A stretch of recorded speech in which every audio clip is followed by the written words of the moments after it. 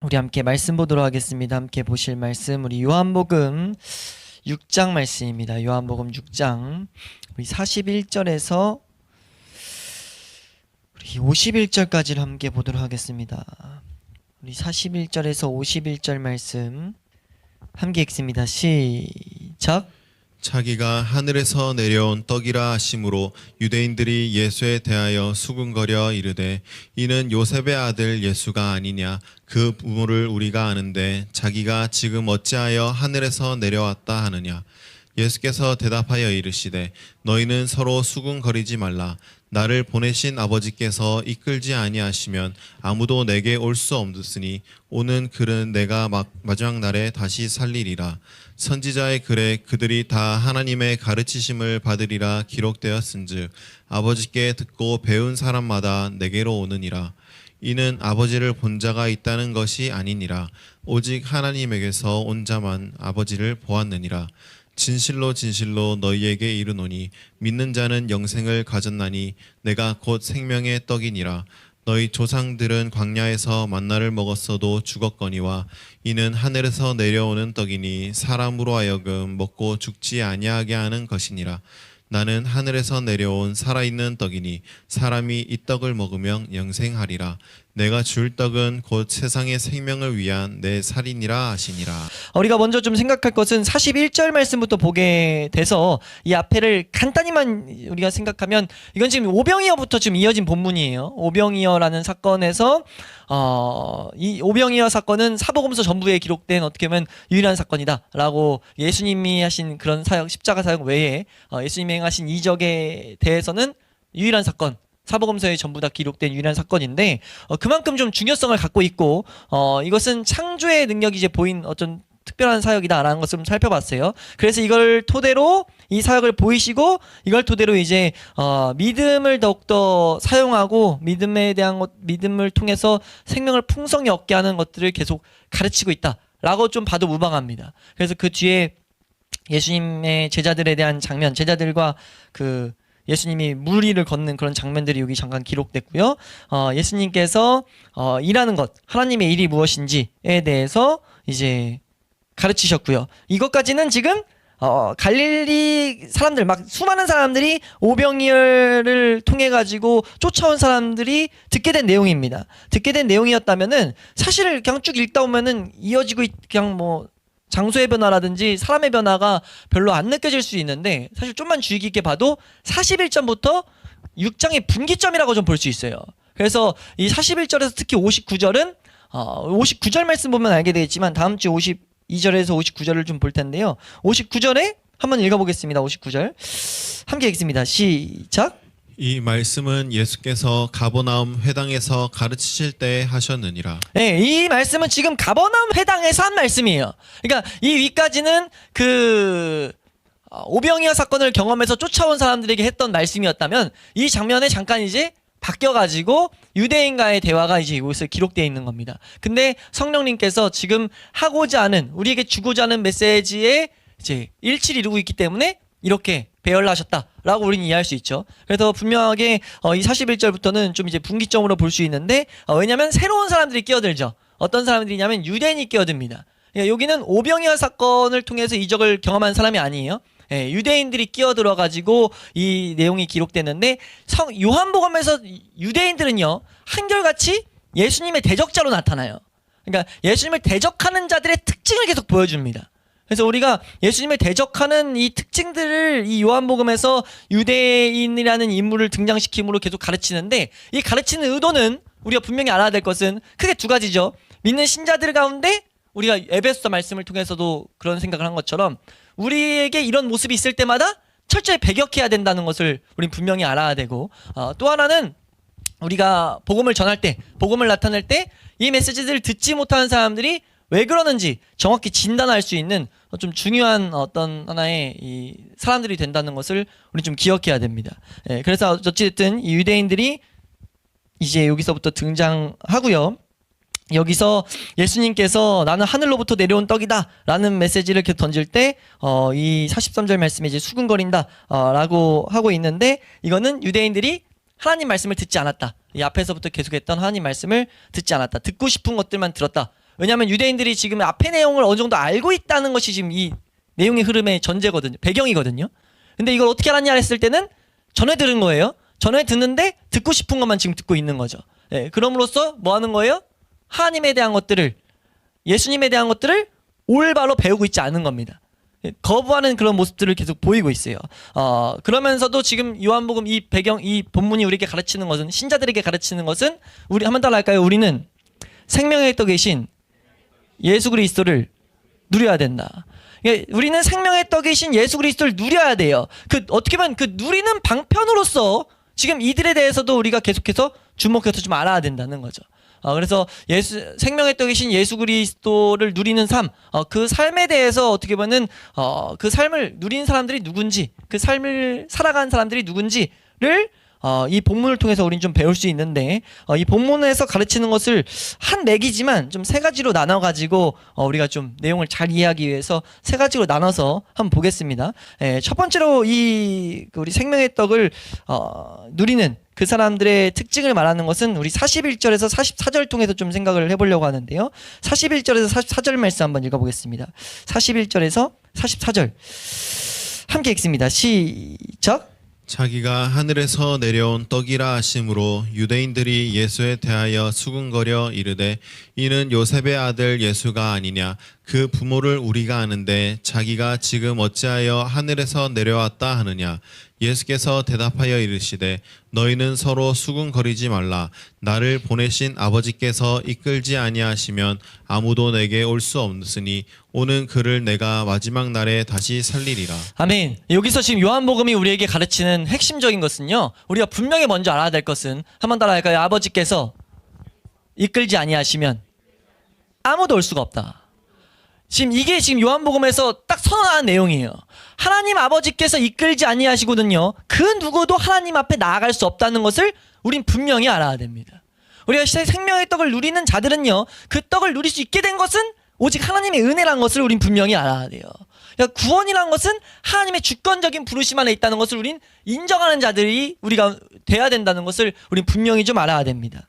우리 41절 42절 말씀 보면요, 유대인들이 지금 예수님께서 자신이 하늘에서 내려온 생명의 떡이다 라고 한 모습을 그 내용을 듣자마자 유대인들이 수군거렸다라는 말이 나오거든요. 41절에 이 수군거렸다라는 단어는요, 사실 원어를 보면은 불평하다, 불만을 가지다 이런 표현이에요. 불평하고 불만을 가지는 건데, 이 표현은 70인역에서는 그 이스라엘 백성이 광야에서 계속 불만을 가졌다 할 때 지금 이 단어를 같이 써요. 의미상 그걸 같이 봐도 무방하거든요. 이스라엘 백성이 계속해서 하나님 앞에 불만을 가진 모습들, 그거는 다른 말로 이 출애굽기 때도 한번 다뤘던 것 같은데, 그건 불신앙의 모습이거든요. 하나님에 대한 불신앙에서 나온 모습입니다. 그러니까 불신앙은 언제나 하나님의 가르침에 대해서, 하나님에 대한 내용들을 듣고 불만을 가지고 불평을 하게 만들어요. 그러니까 못 받아들이게 만드는 거죠. 못 받아들이는 것도 있고요, 나에게 필요가 없다도 있습니다. 이게 나랑 뭔 상관이야. 우리가 이럴 수 있거든요. 이 세상 살아가는 동안 우리가 이 세상에서 이 세상을 막 살다가 와가지고 교회에서, 교회는 뭐 해야 되는 곳입니까? 하나님에 대해서 들어야 돼요. 근데 하나님에 대해서 들을 때 우리가 이런 반발이 생길 수 있다는 거예요. 어떤 반발이요? 이게 나랑 지금 뭔 필요가 있어. 기본적인 요소가, 세상에서 내가 살다가 하나님이 내 세상에서 뭘 이러쿵 저러쿵 하길 우린 바라는데, 성경은 우리에게 하나님과 예수님과 하나님 하신 일들, 이런 걸 가르치는데, 기본적으로 우리 불신앙, 우리 육신적 마음은 뭐 하는 겁니까? 그런 것들을 듣기 싫어해요. 그런 것들에 대한 거부감이 있다는 거죠. 이게 어떻게 보면 핵심적인 하나의 표면적인 이유고, 또 하나에 담겨 있는 건 우린 기본적으로 하나님에 대한 것들을 들을 수 있는 힘이 없다는 것도 알아야 돼요. 그러니까 이런 것들을 지금 성경은 우리에게 계속해서 보이고 있다는 거죠. 가르치고 있다는 겁니다. 그래서 지금 사실은 표면적인 이유는, 유대인들이 이 말 듣고 막 수근수근 불만을 가진 표면적인 이유는 그거예요.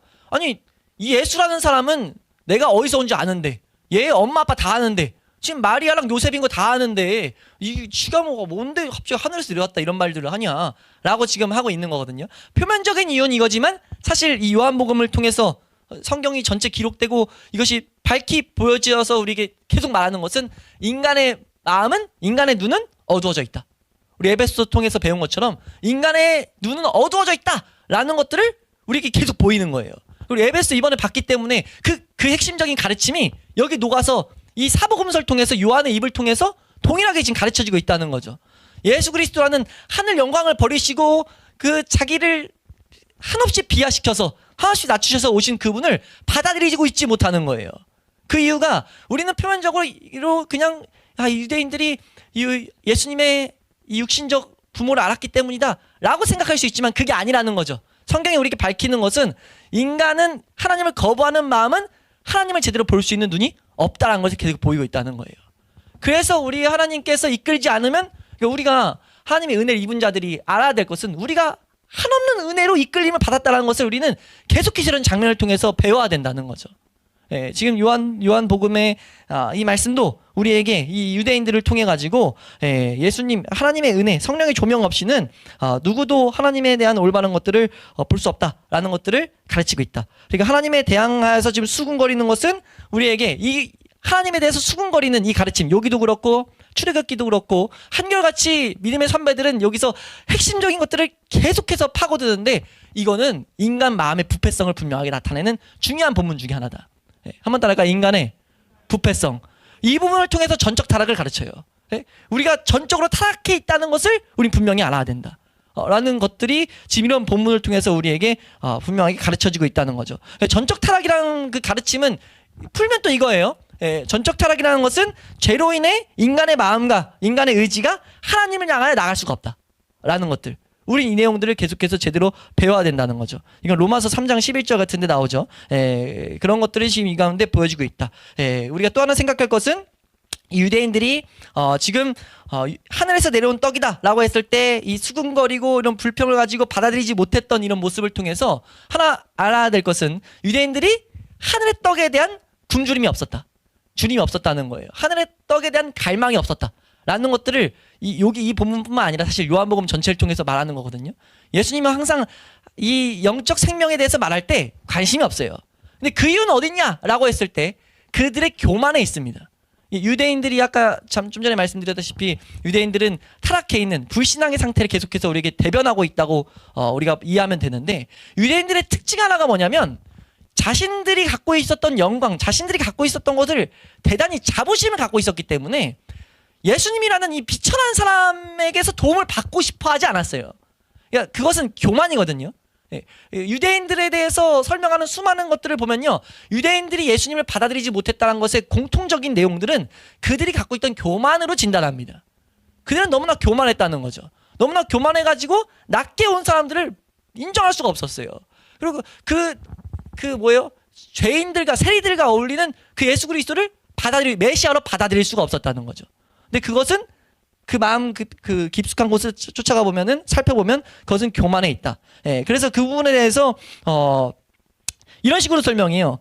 유대인들 그들은 너무 자만심이 강하고 독선적이어 가지고 하늘로부터 그들에게 내려오신 분에 대한 필요성을 조금도 느낄 수 없었으며 예수가 그들의 필요를 충족시키려고 그들의 구세주가 되시기 위하여 십자가상에서 죽으셨다는 것은 더더욱 깨달을 수가 없었다라는 것. 유대인들에게 메시아가 필요할 때 그들이 계속 메시아로 생각한 건 뭐예요?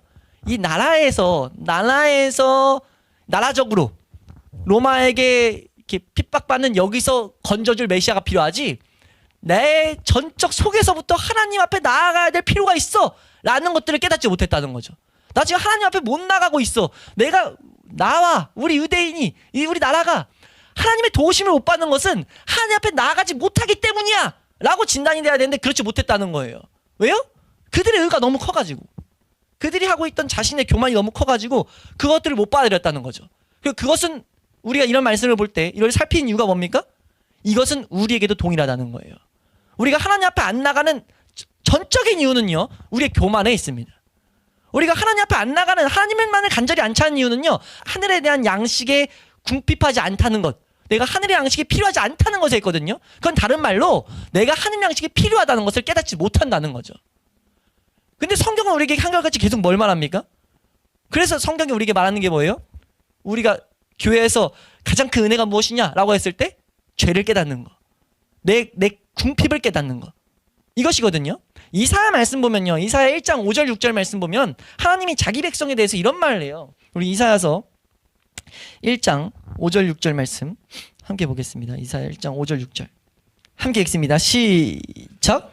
너희가 어찌하여 매를 더 맞으려고 패역을 거듭하느냐. 온 머리는 병들었고 온 마음은 피곤하였으며 발바닥에서 머리까지 성한 곳이 없이 상한 것과 터진 것과 새로 맞은 흔적뿐이거늘 그것을 짜며 싸매며 기름으로 부드럽게 함을 받지 못하였도다. 지금 이게 진단이에요. 하나님께서 하나님 백성에게 한 진단이거든요.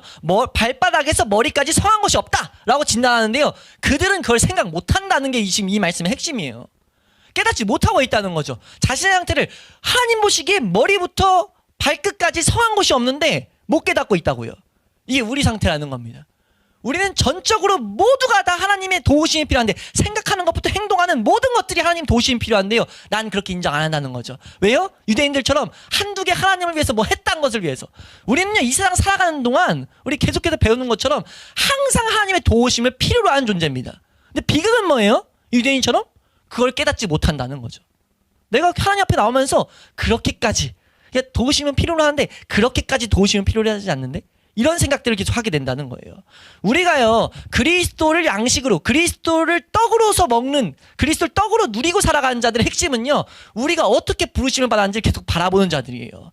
그리고 그걸 제대로 바라본다면요 우리는 구원받고 나서도 항상 도우심이 필요하다는 것을 인정할 수 있습니다.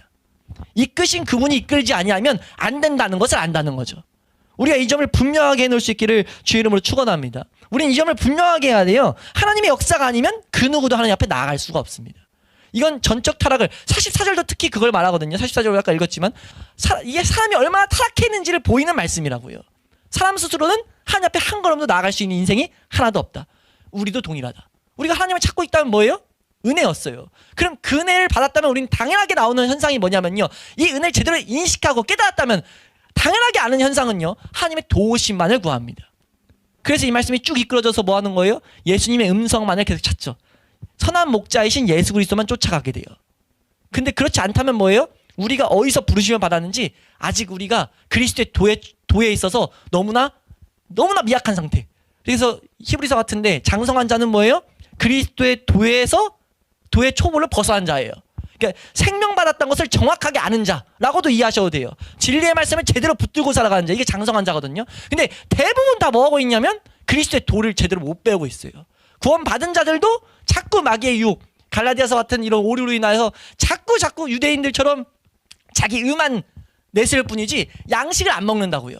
지금 여기서 예수님이 나는 생명의 떡이다 나는 뭐뭐다 라는 말씀의 첫 번째 등장이거든요. 요한복음에 7번이 나는 뭐뭐다라는 표현이 등장해요. 그 중에 첫 번째입니다. 근데 나는 뭐뭐다는요 출애굽기에서 나는 스스로 있는 자다 라는 그 표현을 동일하게 이제 나타나는 장면인데, 근데 지금 여기서 첫 번째로 등장하는 나는 생명의 떡이다. 우리가 반드시 알아야 될 하나님에 대해서 지금 하나님이 스스로 딱 말하는데 그건 뭐냐면 양식으로 먹어야 돼요. 먹어야 되는데 그 먹는 첫째는 뭐예요? 계속 양식을 먹는 자들은 누굽니까? 라고 했을 때 그거에 대한 답이라고 할 수 있다고요. 첫 번째로 뭘 보인다고요? 우리가 어떻게 구원받았는가를 분명히 이해해야 된다는 거죠. 근데 그 내용에 있어서 핵심은 뭡니까? 인간은 전적으로 타락했다. 그 누구도 사실 유대인과 다를 바 없다는 거죠.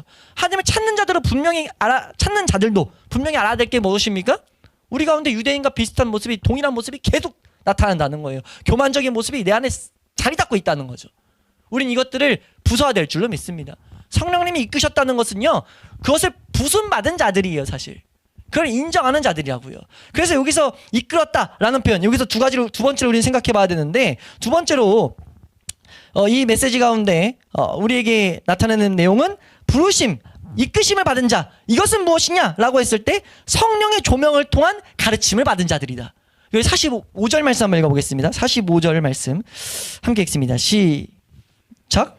선지자의 글에 그들이 다 하나님의 가르치심을 받으리라 기록되었은즉 아버지께 듣고 배운 사람마다 내게로 오느니라. 네, 지금 오는 자들에 대한 특징을 설명하는데 그 특징이 뭡니까? 하나님의 가르침을 받은 자들이에요. 하나님의 가르침은 다른 말로 성령의 조명이라고 부를 수 있거든요. 성령님이 조명하심으로 하나님의 것들을 알게 하신 자들, 그 가르침을 받은 자들, 듣고 배운 자들이 지금 예수 그리스도께로 가는 자들입니다. 여기서 또 하나 잠깐 생각하고 할 것은 이 45절 말씀에 그들이 다 아버지께 듣고 배운 자는 예수님께 오게 된다라는 이 메시지를 좀 잘못 이해해서 그들이 전부 다 배운 사람들은 다 지금 아버지께 온다 라는 내용을 생각할 수 있는데 이건 계속 좀 등장하는 중요한 핵심 가르침이기 때문에 교리이기 때문에 좀 말씀드리면 요한복음에서 모든 자들이라 했을 때는요 다 한결같이 택한 자들을 가르칩니다. 그러니까 특별히 요한복음 3장 16절 3장 16절 한번 읽어볼까요? 3장 16절 시작. 하나님이 세상을 이처럼 사랑하사 독생자를 주셨으니 이는 그를 믿는 자마다 멸망하지 않고 영생을 얻게 하려 하심이라. 하나님이 세상을 이처럼 사랑하사 독생자를 주셨다. 여기서 세상, 이 세상도 하나님이 택하신 자들에 대한 이 메시지가 담겨 있어요. 그리고 요한복음에서 하나님이 구원하시는 자들, 그리고 구원하신 모든 자들, 이런 모든이라는 표현이 많이 나오는데 다 그게 택하신 자들입니다. 특별히 이 45절 오늘 읽은 45절 말씀도 사실 이사야서 54장 말씀에 인용한 건데 54장 13절 말씀 보면요. 54장 13절 말씀.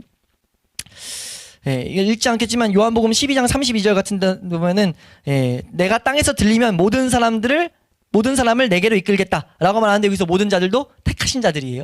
우리 우선 이사야서 54장 13절 말씀 함께 읽습니다. 시작. 내 모든 자녀는 여호와의 교훈을 받을 것이니 내 자녀에게는 큰 평안이 있을 것이며. 지금 이 말씀을 인용한 건데 내 모든 자녀라는 이 가르침은 하나님께서 택하신 자들 이런 표현이라는 거죠. 이 내용이 나왔기 때문에 45절에서 잠깐 좀 언급을 드렸어요. 그래서 그들이 다 하나님의 가르치심을 받으리라 라고 했는데 그 다는 택하신 자들이다 라는 걸 우리는 좀 기억하면서 택하신 자들, 그러니까 하나님 앞에 나아가고 있는 자들은 다 배운 사람이다. 아버지께 듣고 배운 사람이다. 이것이 좀 중요한 내용이라는 것을 우리는 새겨놔야 된다는 거죠. 그래서 47절 말씀, 46절 47절 말씀 함께 보겠습니다. 46절 47절 함께 읽습니다. 시작. 이는 아버지를 본 자가 있다는 것이 아니니라 오직 하나님에게서 온 자만 아버지를 보았느니라. 진실로 진실로 너희에게 이르노니 믿는 자는 영생을 가졌나니. 네, 46절 말씀에 오직 하나님께로부터 온 자만이 아버지를 보았다. 예수 그리스도만이 아버지, 하늘 아버지를 제대로 비출 수 있다는 거죠. 그러니까 하나님을 향해 나아갈 수 있는 오직 유일한 길은 예수 그리스도밖에 없습니다. 그러니까 우리는 예수 그리스도 앞에 계속 다른 박질해야 되죠. 예수 그리스도를 찾는 자는 누굽니까? 라고 했을 때 예수 그리스도를 다른 말로 위대한 의사라고 하거든요. 위대한 의사를 찾는 자는 누구예요? 아까 잠깐 살펴본 것처럼 머리부터 발끝까지 우리는 하나님 말씀하신 그 상태라는 것을 아는 자들, 우리의 이 병들을 아는 자들, 조명받는 자들이 우리는 예수 그리스도 앞에 나아가는 거죠. 예수 그리스도 앞에 나아가야 하나님 앞에 나아갈 수 있다고요. 그렇게 나아가는 게 뭡니까? 그렇게 나아가는 사람들, 그 믿음을 가지고 살아가는 거죠. 그 믿음을 사용하는 것이 무엇이냐? 그것이 영생을 가진 자다라고 말합니다. 그래서 영생을 가진 것이 이 요한복음에서는 무슨 표현이냐면 생명의 떡을 먹고 있는 자들이에요. 이것이 이제 48절에서 51절에 나오는데요. 48절에서 51절 말씀 함께 읽도록 하겠습니다.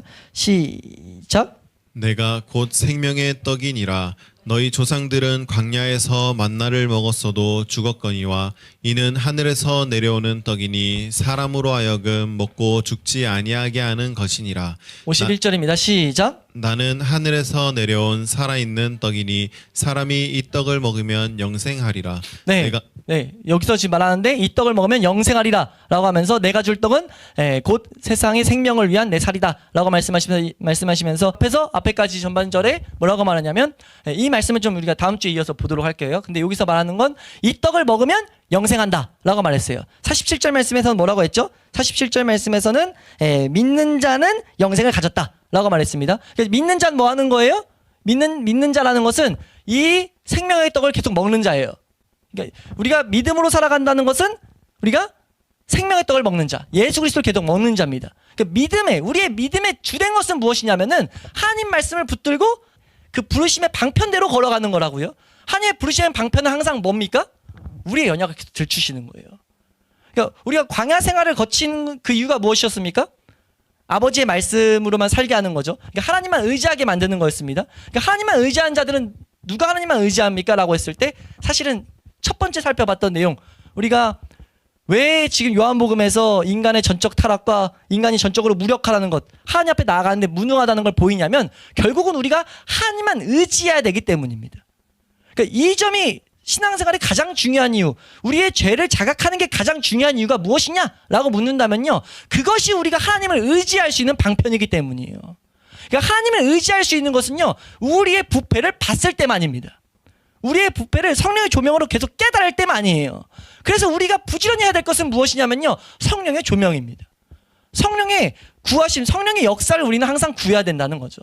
성령의 구함으로 우리의 삶 가운데 하나님의 필요를 계속 자각을 해야만이 우린 뭐합니까? 우리 갈라디아서 2장 20절처럼 예수 그리스도 앞에 우리가 우리의 모든 것들을 시인하고 우리의 죽음을 우리가 받아들이고 우리가 죽어야 될 존재, 십자가 앞에 못 박혀야 될 존재임을 고백하면서 예수 그리스도를 믿는 믿음으로 살아가는 거죠. 나의 위대한 의사이신 예수 그리스도만이 필요합니다 라는 그 상태로 살아가게 된다고요. 그 사람이 뭐예요? 예수 그리스도로부터 양식을 계속 공급받는 자, 생명의 떡이신 예수 그리스도를 먹는 자라는 것을 우리는 분명히 알아야 될 줄로 믿습니다. 이 세상 살아가면서 우리가 예수 그리스도를 양식 삼아 살아가는 자는 누구인가? 라고 한다면 그건 우리가 어디서 부르심을 받았는지를 아는 자, 우리가 어떤 상태에서 부르심을 받았는지를 아는 자, 나아갈 수 없는 우리가 나아가게 됐다. 그럼 어떻게 나아가게 하셨냐? 라고 했을 때 아버지께서 듣고 배우게 하셨다. 우리를 분명하게 가르치셨다. 라는 것들을 우리가 분명히 아는 것이 이 삶을 살아가게 된다는 것을 알 수 있길 축원합니다. 예, 여기서 그래서 좀 잘 정리해 놓은 이 메시지, 우리가 기억해야 될 메시지를 잘 정리해 놓은 걸 좀 나누면서 말씀을 좀 마치면, 중생하지 않은 죄인이 너무 부패해서 변화되지 않은 마음과 생각을 가진 채로는 그리스도 앞에 절대 나갈 수 없다라는 것들을 우리가 계속 살펴본 건데, 그래서 하나님께서 본성적인 변화를 일으키셨어요.